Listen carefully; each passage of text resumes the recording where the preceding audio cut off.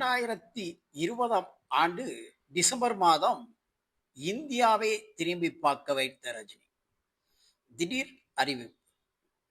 2021ஆம் ஆண்டு ஜனவரி மாதம் புதிய கட்சி தொடங்கப் போவதாக அந்த அறிவிப்பு தமிழ்நாட்டை மட்டுமல்ல இந்தியாவையே திரும்பி பார்க்க வைத்தது. என்ன சொல்ல போகிறார் ஜனவரி மாதம் ரஜினிகாந்த்? இதுதான் அன்றைய ஹாட் டாபிக் என்றே சொல்லலாம்.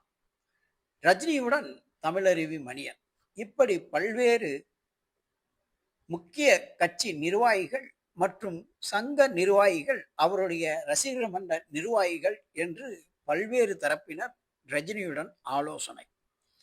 ராகவேந்திரா மண்டபத்தில் ஆலோசனை. தேர்தலில் என்ன முடிவெடுப்பார்? தேர்தலின் போது பல பதவிகள் கொண்டு வரப்படும். அவற்றில் பல கட்சி நிர்வாகிகள் பயன்படுத்தப்படுவர். இளைஞர்களுக்கு வாய்ப்பு. 60% முதல் 65% வரை படித்தவர்கள், ஏரியாவில் நல்ல பேர் வாங்கியவர்களே வேட்பாளர். இப்படி பல்வேறு அறிவிப்புடன் வந்ததுதான் 2021 ஜனவரியில் புதிய கட்சி அறிவிப்பு. இதோ அதற்கு முன் நடந்தது என்ன? ரஜினி எங்கே ஏமாந்தார்? ரஜினி ஏமாந்த கதை.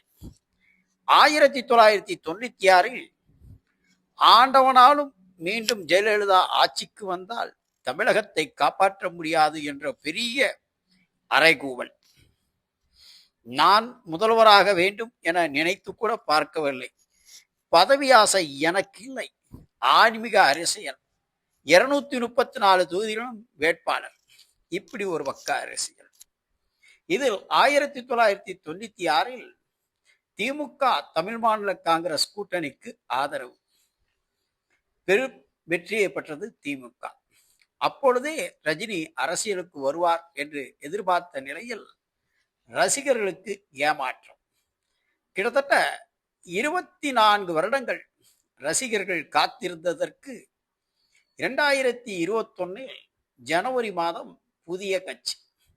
இப்படி ஒரு அறிவிப்பு வந்தவுடன் தமிழகமே குதூகலம், ரசிகர்கள் கொண்டாட்டம், இந்தியா முழுவதும் பரபரப்பு.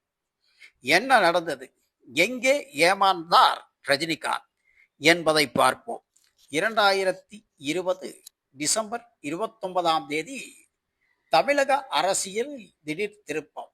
அரசியல் கட்சி தொடங்கப் போவதில்லை என்று ஒரு அறிக்கை மூலம் அறிக்கை விட்ட ரஜினிகாந்த் 1996ஆம் ஆண்டு முதலாக அரசியலுக்கு குரல் கொடுத்த ரஜினி கிட்டத்தட்ட 24 வருடங்களுக்கு பிறகு மீண்டும் அரசியல் என்ற ஒரு அறிவிப்பை வெளியிட்டு, அதுவும் ஆன்மீக அரசியல் என்று அறிவித்து 2021 ஜனவரியில் தான் கட்சியை கடைபிடிக்கப் போவதாகவும் அறிவிக்கப் போவதாகவும் தெரிவித்த நிலையில் தனக்கு பதவி ஆசை இல்லை, நான் முதல்வராக வேண்டும் எண்ணம் எனக்கு இல்லை என்று பல்வேறு கருத்துக்களை குறித்து அறிக்கை. இந்த நிலையில் திடீர் என்று ரஜினி பெயரில் வைரலான ஒரு அறிக்கை. அதில் ரஜினிக்கு உடல்நிலை சரியில்லை, மேலும் இந்த கொரோனா தொற்று காலத்தில் ரஜினி அரசியல் கட்சி ஆரம்பிக்க விரும்பவில்லை என்று பல்வேறு கருத்துக்கள் அடங்கிய ஒரு அறிக்கை.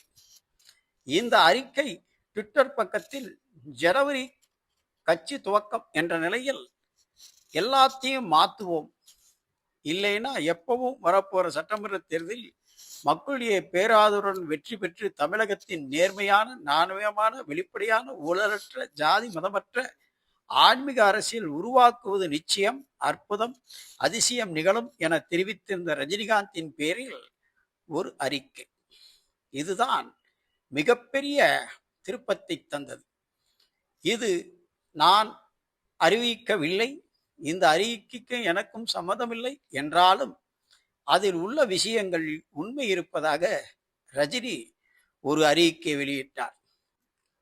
ஹைதராபாத்தில் ரஜினி இருந்தபோது அண்ணாத்தை படப்பிடிப்பின் போது கூட இருந்தவர்களுக்கு கொரோனா பாசிட்டிவ்.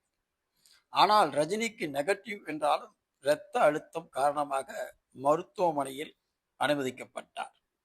கட்சி அறிவிப்பு தொடர்பான தேதி நெருங்கிய நேரத்தில் மருத்துவமனையில் ரஜினி அனுமதிக்கப்பட்டது பல்வேறு யூகங்களுக்கு வழிவகுத்தாலும் கட்சி தொடங்கப்படுமா அல்லது மீண்டும் தேதி தள்ளி போகுமா என்ற கேள்விக்கு திடீரென 2020 டிசம்பர் 29 அறிக்கை மூலம் அரசியல் கேள்விகளுக்கு முற்றுப்புள்ளி வைத்தார் ரஜினி.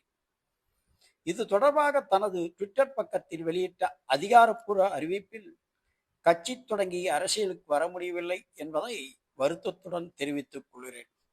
என்னை நம்பி வருபவர்களை பலிகடா ஆக்க விரும்பவில்லை என்று தெரிவித்தார். இதன் மூலம் ரஜினி அரசியல் குறித்த 24 ஆண்டுகால கேள்விக்கு முற்றுப்புள்ளி வைத்தார். ஆனாலும் அன்றைய தினம் ரஜினி எடுத்த முடிவு சரியா தவறா என்று பார்த்தால் ரஜினி ஏமாந்த கதை.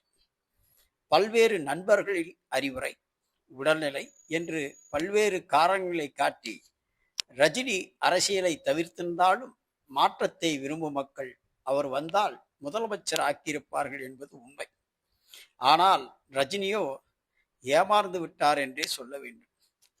இதுதான் ரஜினி ஏமாந்த கதை. ஆனால் விஜய் ஏமாறவில்லை.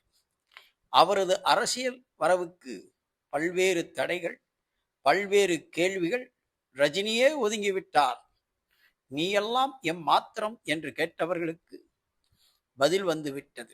தற்பொழுது ரஜினி தான் ஏமாந்த கதையை எண்ணி வருந்துவதாக செய்திகள். இப்படி வருந்தி இனி பயன் இல்லை. மக்களிடம் 2 முறை முதல்வராகும் வாய்ப்பு பெற்றும் அதை நழுவவிட்ட ஏமாந்த ரஜினி என்றுதான் இந்த கதை சொல்கிறது.